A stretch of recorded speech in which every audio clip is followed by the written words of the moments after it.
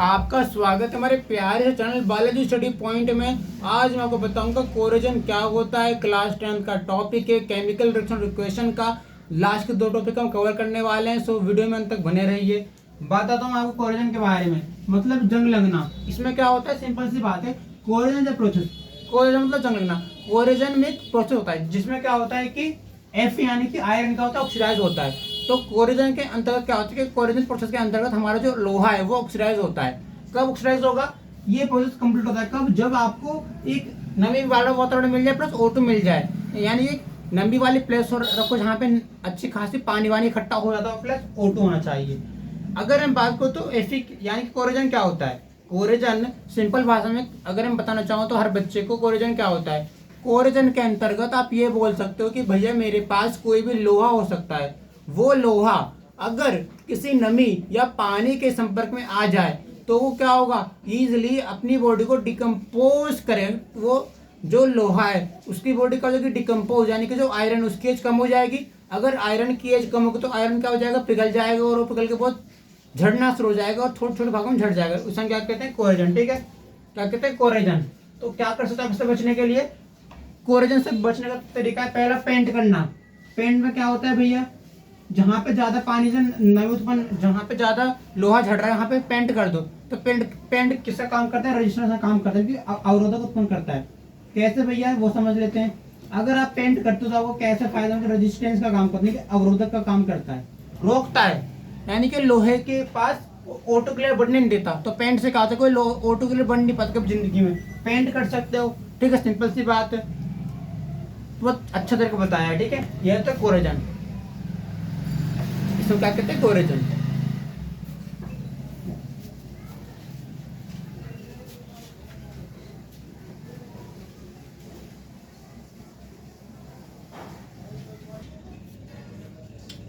अब देखिए बात करता हूँ रेंसिडिटी क्या होती है। देखिए रेंसिडिटी क्या होती है, एक प्रोसेस है। क्या होता है समझते हैं। In rancidity process food is spoil, मतलब रेंसिडिटी के अंतर्गत क्या होता है, खाना खराब होता है। यानी कि खराब मतलब क्या होता है, वो उस हम नहीं खा सकते।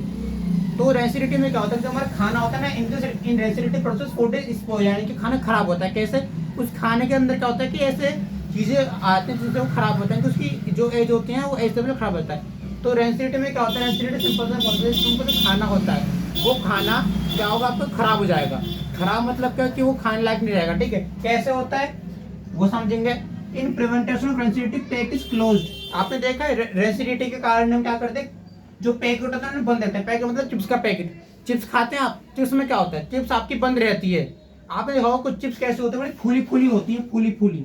कुछ होती है कुछ छोटी छोटी, लिप मतलब पतली पतली पिन्नी वाली होती है। तो जिन चिप्स के पास एयर रेजिस्टिविटी ज्यादा होती है वो क्या करती है, वो एयर को ऑब्जर्व करती है, और ऑब्जर्व करने में क्या करती है, वो एयर को ऑब्जर्व करती है और फैल जाती हैं। और इस पर बात है क्योंकि एयर क्या करती है, बीच में आने की कोशिश करती है। अब एयर होती है बीच में आएगी और खराब करेगी खाने को। पर एयर रेजिस्टेंट चिप्स क्या करेगी, जो जितनी ज्यादा रेजिस्टेंट होगी वो क्या करेगी, वो एयर को इकट्ठा करेगी जिससे वो पैकेट फूल जाएगा। क्यों, क्योंकि ताकि बाहर का प्रेशर ज्यादा रहे, अंदर का प्रेशर कम रहे, ताकि एयर अंदर ना आ सके, बाहर बाहर रहे। ठीक है, बात करते हैं जो पैकेट होता है ना, जो पैकेट ज्यादा हार्ड नहीं होता दिखने में, उनमें क्या होता है कि रेजिस्टिविटी कम हो जाती है। अगर आप कोई भी उसका पैकेट लेते हो, चाहे वो फूला हो या ना फूला हुआ हो, चाहे सुकड़ सा पैकेट सा सुकड़ सा लग रहा हो, अगर आप उसे खोल दोगे तो उसके अंदर क्या आपको हो जाएगी, ऑक्सीजन। जैसे मैंने बोला नाइट्रोजन कंटेनिंग कंपाउंड, जैसे कि आपका चिप्स वगैरह होगी, अगर आप उनके अंदर ऑक्सीजन का एंटर कराओ तो क्या बनेगा, नाइट्रस ऑक्साइड। क्या बनेगा, गैस बन जाएगी नाइट्रस ऑक्साइड। तो अब क्या होगा, आपने कोई चिप्स का पैकेट खाया, अब खाने के बाद बड़ा अच्छा लगा, और खाने के बाद आपने उसको दोबारा रख दिया। क्या रख दिया कि भाई मैंने खा ली चिप्स, पर मेरा मन नहीं कर रहा, बाद में खाऊंगा। आपने उसे पैक नहीं किया, अच्छे से बंद नहीं किया, आपने उसे ऐसे रख दिया, खुला छोड़ दिया, तो उसके अंदर की जो महक है उठ जाएगी। क्यों, क्योंकि जो उसके अंदर जो टेस्ट था, जो टेक्सचर बनाने का काम कर रहा था, जो चीजें प्रेजेंट थी, उनकी मात्रा कम हो थी, क्योंकि वो गैस की तरह काम कर रहा है ना। तो याद रखिए, अगर आप कोई भी चिप्स फाड़ चुके हो तो उसे या तो पैक कर दो या उसे पूरा खा लो एक बार में। क्योंकि अगर आप तो छोड़ दोगे ऐसे खुला तो उसका जो टेस्ट ना खत्म हो जाएगा, क्योंकि उसमें ऑक्सीजन एंटर कर जाएगी। ठीक है, खराब जल्दी नहीं होगा, खराब ऐसा नहीं कि 10 मिनट खराब हो जाएगा, खराब देर से होगा, पर उसका टेस्ट है वो चेंज हो जाएगा। क्योंकि जो टेस्ट है वो कब बना हुआ था, तो उसके अंदर कंपाउंड मिले हुए थे, जिससे फिर हो क्या, वो टेस्ट खराब हो गया।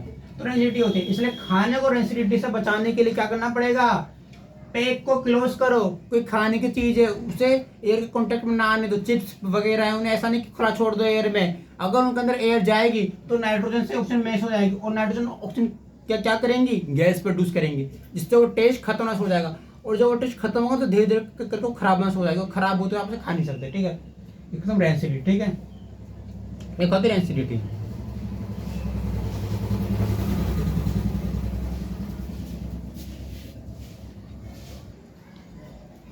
चलिए कुछ क्वेश्चन डिस्कस करते हैं इसका, ताकि आपको कंसेप्ट क्लियर हो जाए। देखिए क्वेश्चन डिस्कस करते हैं, क्वेश्चन में क्या दे रहा है, देखिए फर्स्ट क्वेश्चन का है, फोकस करते हैं फर्स्ट क्वेश्चन पे। देखिए विच ऑफ द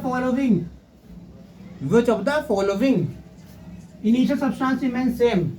अब क्वेश्चन क्या बोल रहा है, क्वेश्चन कुछ नहीं बोल रहा, क्वेश्चन तुमसे एक छोटी सी बात कह रहा है कि इनमें से कौन सा सब्सटेंस सेम रहता है, इनिशियली सेम रहता है, यानी कि क्वेश्चन कुछ टाइप से कि आपने कोई चीज चेंज करी और चेंज करने के बाद आपको इनिशियल चीज मिल जाए, जैसे कि आपने ए से बी बनाया पर आपको बी से ए बनाने में ए का कोई चीज मिल जाए, इस टाइप से, यानी कि आपने ए से बी बनाया बट ए से बी बनाने की कंडीशन आपको क्या दे दी, भी ए से बी तो बनाना है पर जो ए से बी बनाना तो चेंज होगा, उसमें से जो इनिशियल सब्सटेंस ए है वो सेम रहना चाहिए, ये बात कह रहा है, समझते हैं। कर्डरिंग ऑफ मिल्क, क्या आप दूध से दही बनाते समय, क्या आप दूध से दही बनाते समय सेम रहेगा, नहीं, मिल्क की प्रोटीन खत्म हो जाएगी। मिल्क की प्रोटीन कैसे प्रोटीन खत्म होगी, जब मिल्क की प्रोटीन खत्म होगी तो आप थोड़ी ना दही से मिल्क बनाने में और उसे चेंज करने में वो वापस नहीं आ सकते, वापस वो केमिकली चेंज हो गया। तो मैं क्या बोल रहा हूँ कि मैं दूध से दही बना रहा हूँ तो मैं केमिकली चेंज कर चुका हूँ, तो केमिकली चेंज करने के बाद वो चीज दोबारा मिल पाएगी, नहीं मिल पाएगी। तुम दही से दूध बनाने चाहो, दही से दूध बनाना कितना मुश्किल काम है, ऊपर से प्रोटीन वापस लेकर आनी है, प्रोटीन भी सेम लेकर आनी है, कितनी दिक्कत की बात है, तो गलत होगा स्टेटमेंट, नो सेम नहीं रहेगा। बात करते हैं हम फर्मेंटेशन ऑफ ग्रेप्स की। सर ग्रेप को फर्मेंटेशन करने का मतलब क्या है, कोई ग्रेप्स थे, आप बियर मतलब जो हमारी इंडस्ट्री होती है एल्कोहलिक इंडस्ट्री, बेवरेजेस इंडस्ट्रीज, उन एल्कोहलिक इंडस्ट्रीज में हम क्या यूज करते हैं, हम ग्रेप्स को सड़ाते हैं, गलाते हैं। कैसे सड़ाते गलाते हैं समझते हैं, जो हमारे ग्रेप्स बनते हैं ना, उन ग्रेप्स से हम कई काम करते हैं, बियर बनाते हैं, एल्कोहल बनाते हैं, तो बियर एल्कोहल को बनाने के लिए हम अंगूरों को गलाते हैं, तो गलाने से क्या होता है, उनको जूस बनाते हैं और जूस को खराब मतलब जूस को कुछ दिनों के लिए रखना ताकि जूस खराब हो जाए, जिससे बियर टेस्टी लगे। तो इसमें हम क्या कर रहे हैं, हम ग्रेप्स की प्रॉपर्टी चेंज कर रहे हैं, वो ग्रेप्स की प्रॉपर्टी चेंज होगी।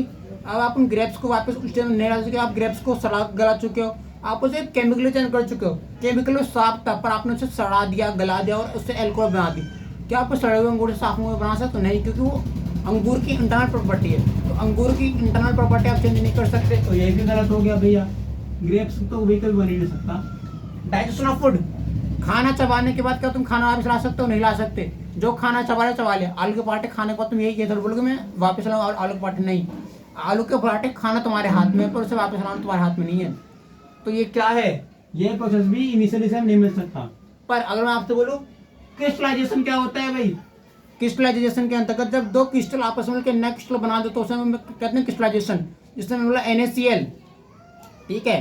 पर अगर मैं क्रिस्टल को तोड़ दूं तो वापस में वही क्रिस्टल पा सकता हूँ इनिशियली, जैसे NaCl है, नमक है, नमक को तोड़ दो, नमक को तोड़ने पर क्या होगा, NaCl टूट जाएगा और जोड़ने पे फिर वही मिल जाएगा, तो सोडियम दोबारा मिल जाना, तो सोडियम हमारा मेन चीज़ है, सोडियम हमें कब मिल रहा है, टूटने पर भी मिल रहा है प्लस जोड़ने पर भी मिल रहा है, तो सेम चीज़ है, इसलिए हम इसे क्रिस्टलाइजेशन का अंतर्गत रखेंगे, ठीक है। तो एक चेंज केमिकल फिजिकल से जाएगा, ठीक है, समझते हैं। दूसरा क्वेश्चन बड़ा इंपॉर्टेंट है, ध्यान दीजिए, which of the following are not satisfied by law of mass, law of conservation of mass, COM क्या होता है, conservation of mass, short form याद कर लो, COM यानी कंजर्वेशन ऑफ मास। इसमें क्या होता है, जब हम बात करते हैं कंजर्वेशन ऑफ मास की, तो कंजर्वेशन ऑफ मास के नाम को सेटिस्फाई कौन नहीं कर सकता, कंजर्वेशन ऑफ मास के नाम को सेटिस्फाई वो नहीं कर सकता, कौन, total mass of element is same. हाँ, अगर total mass of element same रहेगा तो कंजर्वेशन ऑफ मास क्या बोलता है, रिएक्टेंट और ऑपरेटर बराबर है, जो रिएक्टेंट से ऑपरेटर बनेगा वो इक्वल अमाउंट बनेगा, तो क्या होगा, total mass of element same रहेगा, तो ये कंजर्वेशन ऑफ मास को फॉलो कर रहा है, तो ये हमारा गलत है। हमें क्या ढूंढना है, जो कंजर्वेशन ऑफ मास को फॉलो नहीं कर रहा, तो conservation of mass equal amount of mass की बात करता है, यहाँ पे मास इक्वल अमाउंट में एलिमेंट का, रिएक्टेंट और ऑपरेटर का, ठीक है। दूसरा क्या बोल रहा है, chemical composition of reactant is same. दूसरे पाने से मैं दो सॉल्व करता हूँ, ठीक है। देखिए, मास can not be destroy create, क्या कंजर्वेशन ऑफ मास से बताता है, yes, conservation of mass satisfy करता है, क्या सेटिस्फाई करता है, कंजर्वेशन ऑफ मास सेटिस्फाई करता है कि तुम मास को बना नहीं सकते और उसे क्रिएट नहीं कर सकते। अगर तुम 1 kg कोई चीज़ है उसे चेंज कर दो तो तुम वापस वो 1 kg का मास नहीं पा सकते। तो क्या होता है कि कंजर्वेशन ऑफ मास से क्या बोलते हैं कि हम किसी मास को क्रिएट नहीं कर सकते ना डिस्ट्रॉय कर सकते हैं, वो हमारे हाथ में नहीं है। वो चीज़ जैसी बनी है वो नेचर ने बनाई है। तो कंजर्वेशन ऑफ मास किस पे काम करता है? नेचर के बेस पे। तो कंजर्वेशन ऑफ मास को सेटिस्फाई कौन नहीं करता? क्या कंजर्वेशन ऑफ मास को सेटिस्फिकेशन में ये आ सकता है कि टोटल मास सेम रहेगा? हाँ सेम रहेगा।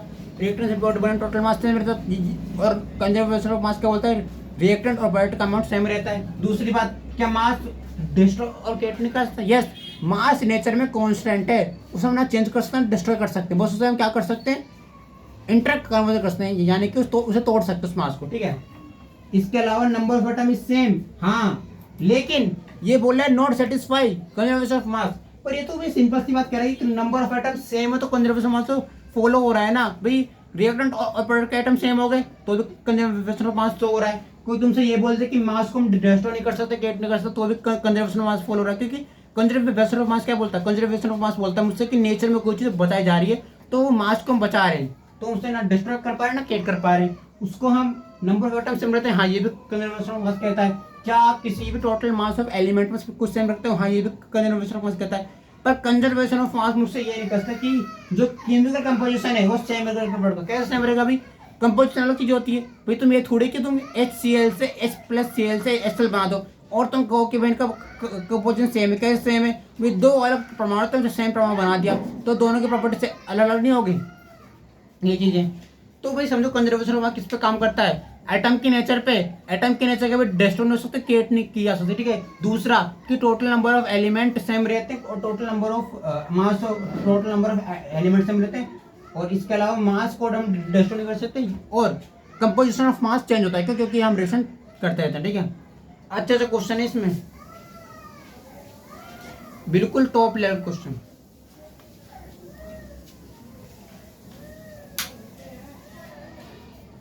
क्या आप लोगों ने कंजर्वेशन ऑफ मास पढ़ रखा है? कंजर्वेशन ऑफ मास का नियम पढ़ा है आप लोगों ने? मैं बताता हूँ आपको, समझ में। कंजर्वेशन ऑफ मास मुझसे ये बोलता है कि अगर मैं रिएक्टेंट से प्रोडक्ट बनाता हूँ तो रिएक्टेंट से प्रोडक्ट बनाने के लिए जो चीज रिएक्टेंट से प्रोडक्ट बन रही है वो सेम रहती है। क्या क्या सेम रहता है? मास ऑफ एलिमेंट सेम रहता है, जो एलिमेंट का मास वगैरह वो सेम रहता है। नंबर ऑफ एटम सेम रहते हैं रिएक्टेंट में और रिएक्शन से पहले और बाद में। ठीक है, और मास को हम डिस्ट्रॉय नहीं कर सकते और क्रिएट नहीं कर सकते। ठीक है, यहाँ समझ में आ गया? अब मैं आपको यहाँ से आपको बताऊंगा law of conservation of mass मुझसे क्या बोलता है कुछ पॉइंट के थ्रू। ठीक है, यहाँ फोकस कीजिएगा, कंजर्वेशन ऑफ मास के पॉइंट पर फोकस करेंगे, मैं आप ध्यान दीजिएगा। अगर ये क्वेश्चन आता है तो कंजर्वेशन ऑफ मास का क्वेश्चन बड़ा अच्छा क्वेश्चन है। कंजर्वेशन ऑफ मास के क्वेश्चन का यूज करते हैं कहाँ पे? जब हम रिएक्टेंट और प्रोडक्ट का केमिकल बैलेंस करते हैं वहाँ हम यूज करते हैं। देखिए यहाँ ध्यान दीजिए, कंजर्वेशन ऑफ मास में क्या चीजें बताई मैंने, क्या आपको याद हो गई? Conservation of mass, conservation of mass में मैंने क्या बताया? फोकस करेंगे उस चीज पे, बिल्कुल फोकस करेंगे। हम पढ़ रहे थे बेसिक लेवल से क्वेश्चन करा रहे हैं, अच्छे ज्यादा हार्ड क्वेश्चन है, नॉर्मल लेवल क्वेश्चन चल रहे हैं यहाँ पे, ये तो बहुत हार्ड क्वेश्चन है। भैया मैंने क्या बोला? कंजर्वेशन ऑफ मास में मैं दो तीन चीजें बताऊंगा, उससे समझ आएगा। कंजर्वेशन ऑफ मास, मुझे चीज को बचाना है तो मैं उसे बचाऊंगा, तो मैं उसे सेफ फील कराऊंगा। मुझे मास को सेव करना है, मास हमारा अनसेफ है, मास को सेव करना है। मास मतलब भार, इसे हम भार कहते हैं, वेट कहते हैं। मास को क्या कहते हैं? वेट कह सकते हैं, भार कह सकते हैं। मास को वेट भी होता है। ठीक है, हमें वेट को, हमें जो किसी भी परमाणु को जो वेट है उसे बचाना है, तो किसी भी परमाणु के वेट को बचाने के लिए मैं तुम्हें तरीका बता रहा हूँ। उसमें क्या चीज़ देखनी पड़ती है? Number of atom in element. Number of atom in element क्या होना चाहिए? सेम होना चाहिए। Number of atom in element क्या होना चाहिए? सेम होना चाहिए। तो कंजर्वेशन ऑफ मास को फर्स्ट रूल क्या बोलते हैं? Number of atom in element same. ठीक है, number of atom in element same रहते हैं। दूसरा, मास को तुम डिस्ट्रॉय नहीं कर सकते, मास कैन नॉट बी डिस्ट्रॉय। अगर तुम्हें किसी केमिकल रिएक्शन में ये बोलता है कि तुम्हारे पास 2 किलोग्राम पोटेशियम आयोडाइड है, पोटेशियम आयोडाइड है, पोटेशियम आयोडाइड मतलब Ki, पोटेशियम आयोडाइड है, और तुम इस पोटेशियम आयोडाइड की रिएक्शन कराते हो किसी एसिड से, 1 ग्राम नाइट्रिक एसिड से, 1 ग्राम नाइट्रिक एसिड से, तो मुझे क्या दे दे भैया? तो मैं आपको बताऊंगा लॉ ऑफ कंजर्वेशन का सेकंड टाइप कैसे फॉलो कर रहा है। अगर मैं तुमसे ये बोलता हूँ कि मेरे पास 2 किलोग्राम पोटेशियम आयोडाइड है, मेरे पास क्या है, मेरे पास 2 किलोग्राम पोटेशियम आयोडाइड है प्लस 1 ग्राम नाइट्रिक एसिड है, तो ये मास मेरा सेम रहेगा हमेशा हर कंडीशन में, ये मास मेरा सेम रहेगा, ठीक है। रिएक्शन होगी तो क्या होगा यहाँ पे क्या होगा भैया, ये बनेगा KNO3 का whole types potassium nitrate plus hydrogen iodide, ठीक है। ये रिएक्शन है भाई। और मैंने तुमसे क्या कहा था, अगर मेरा दोनों मास सेम है तो मास को मैं क्रिएट नहीं कर सकता, कैन नॉट बी क्रिएट, मेरे हाथ में मास को क्रिएट करना नहीं है, नेचर ने जो दिया वो चीज़ उतनी रहेगी। अगर मुझे क्वेश्चन में 2 किलोग्राम दे रखा तो मैं 2 किलोग्राम रखूंगा, अगर क्वेश्चन में मिस प्रिंट तो चेंज हो सकता है। मास कैन नॉट बी क्रिएट और डिस्ट्रॉय हमारे हाथ में नहीं है, जिस तरह नेचर ने जो चीज़ें दी हैं वो हमारे हाथ में संतुलन इस तरह ये हमारे हाथ में नहीं है, ठीक है। ये है 2 क्वेश्चन, बड़े सुंदर सुंदर क्वेश्चन लेकर आए सीरीज में। मेरा मोटिव हार्ड क्वेश्चन कराना नहीं है, हार्ड क्वेश्चन नहीं, इजी क्वेश्चन से थोड़ा अच्छे क्वेश्चन कराने हैं इजी क्वेश्चन के बाद, ठीक है, ओके।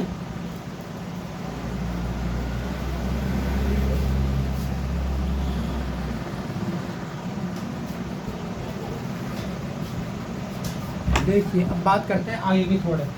देखिए क्वेश्चन बड़ा सिंपल सा दे रखा है आपको, क्वेश्चन है असर्शन और रीजन टाइप के क्वेश्चन। एक आपको स्टेटमेंट देगा, उस हिसाब से और उस स्टेटमेंट के लिए रीजन देगा, ठीक है। स्टेटमेंट का देगा आपको दिए एक स्टेटमेंट का स्टेटमेंट दिया आपको, reaction of quicklime, reaction of quicklime, reaction of quicklime with water and H2O। हमने क्विकलाइन की रिएक्शन कैसे कर दी, वाटर से, तो क्विकलाइन के हमने किससे रिएक्शन कर दी, वाटर से। तो reaction of quicklime with water, तो क्या रिएक्शन एक्सोथर्मिक है, ठीक है। दूसरा रिएक्शन इसके लिए क्या देंगे, क्विकलाइन विग्रसली, क्विकलाइन विग्रसली रिएक्ट, विग्रस मतलब हाईली रिएक्टिव, ठीक है, हाईली रिएक्टिव। क्या क्विकलाइन हाईली रिएक्ट करता है वाटर से और लार्ज नंबर में हीट कर सकता है। क्वेश्चन बहुत सिंपल है, क्या क्वेश्चन है समझिए, हिंदी इंग्लिश जैसा समझिए, ठीक है। देखिए क्वेश्चन में क्या दे रखा है, रिएक्शन ऑफ क्विकलाइन, क्विकलाइन की रिएक्शन करा रहे हैं वाटर से, क्विकलाइन के किससे रिएक्शन करा रहे हैं, वाटर से। तो क्या क्विकलाइन वाटर से रिएक्शन करके एक हाईली एक्सोथर्मिक रिएक्शन देगा, और इसी एक्सोथर्मिक रिएक्शन के लिए मैंने क्या यूज किया है रीजन में, क्विकलाइन रिएक्ट, क्या क्विकलाइन जो होता है विग्रेसली यानी कि वो हाईली वाटर से रिएक्ट करता है, क्या मेरा क्विकलाइन वाटर से हाईली रिएक्ट कर सकता है, ठीक है। बात इसी करते हैं, बड़ी प्यार समझाऊंगा इस चीज़ को। देखिए क्विकलाइन का फॉर्मूला क्या होता है, क्विकलाइन होता है हमारा CaO कैल्शियम ऑक्साइड, इसमें वाटर ऐड कर दो, यानी कि क्विकलाइन की रिएक्शन किससे कर रहे हैं, वाटर से कर रहे हैं, वाटर यानी कि H2 ये रहा, H2O से कर रहे हैं। तो क्विकलाइन की रिएक्शन हम वाटर से करेंगे तो इससे क्या मिल जाएगा, कैल्शियम हाइड्रोक्साइड, तो मुझे क्या मिल जाएगा, कैल्शियम हाइड्रोक्साइड मिल गया, कोई दिक्कत, ठीक है। अब क्या इस कैल्शियम हाइड्रोक्साइड को बनने के लिए एनर्जी रिलीज हो रही है, एनर्जी रिलीज होगी। देखिए हम कैल्शियम ऑक्साइड प्लस वाटर को मिला रहे हैं, ये रिएक्टिव है और वाटर से रिएक्शन कर रहा है, तो जब मिलाते हैं तो हमने मिला दिया, तो मिलाने के बाद क्या अपना कैल्शियम हाइड्रोक्साइड जो वो चूना पत्थर की तरह काम करेगा, तो वो हाईली रिएक्टिव होगा। तो अगर हम कैल्शियम और H2O को मिला रहे हैं तो एनर्जी बाहर से देनी पड़ रही है, जब बाहर से एनर्जी दे रहे हैं तो बहुत ज़्यादा अमाउंट में एनर्जी हम मिला रहे हैं। अब कैल्शियम हाइड्रोक्साइड प्लस वाटर भी है, अब कैल्शियम हाइड्रोक्साइड और वाटर को मिला रहे हैं, तो कैल्शियम हाइड्रोक्साइड मतलब कैल्शियम ऑक्साइड और वाटर को मिलाने पे क्या हो रहा है, बहुत हाईली रिएक्शन हो रही है, जिसमें क्या बन रहा है, चूना, कैल्शियम हाइड्रोक्साइड। जब ये मिल रहे हैं तो बहुत ज़्यादा रिएक्शन हो रही है, बहुत पास आ रहे हैं। अब CaO ये रहा, H2O ये रहा, अब ये CaO और H2O पास आ रहे हैं, यानी कि क्विकलाइन और वाटर पास आ रहे हैं, तो क्या हो रहा है, हाईली रिएक्टिव रिएक्शन, जिससे क्या बन रहा है, कैल्शियम हाइड्रोक्साइड, तो पास आ रहे हैं, पास होते मिलकर क्या बन रहा है, कैल्शियम हाइड्रोक्साइड। अगर मैं बात करूं तो क्या मेरा A और R ट्रू है, ट्रू तो है। क्या मेरा R करेक्ट एक्सप्लेनेशन हो सकता है A के लिए, क्या मैं ये बोल सकता हूँ कि जो मेरा रीजन है A, जो मुझसे रीजन बोल रहा है कि क्विकलाइन और वाटर हाईली रिएक्शन करते हैं, क्या ये ट्रू है A के लिए, यस। क्योंकि मैंने क्या कहा, मैंने कहा कि क्विकलाइन है, ये हमारा क्विकलाइन है, तो मैं क्या बोलूँगा कि both A and reason are true, क्यों, क्योंकि ये ट्रू स्टेटमेंट है। और जो R है वो किस शो कर रहा है, वो क्यों, क्योंकि R क्या बता रहा है, R ये बता रहा है कि भाई मेरा क्विकलाइन और वाटर रिएक्ट कर रहा है, और जब क्विकलाइन और वाटर रिएक्ट करता है तो क्या बनता है, कैल्शियम हाइड्रोक्साइड यानी CO प्लस H2O, तो कैल्शियम ऑक्साइड प्लस H2O, तो क्या बनेगा कैल्शियम हाइड्रोक्साइड।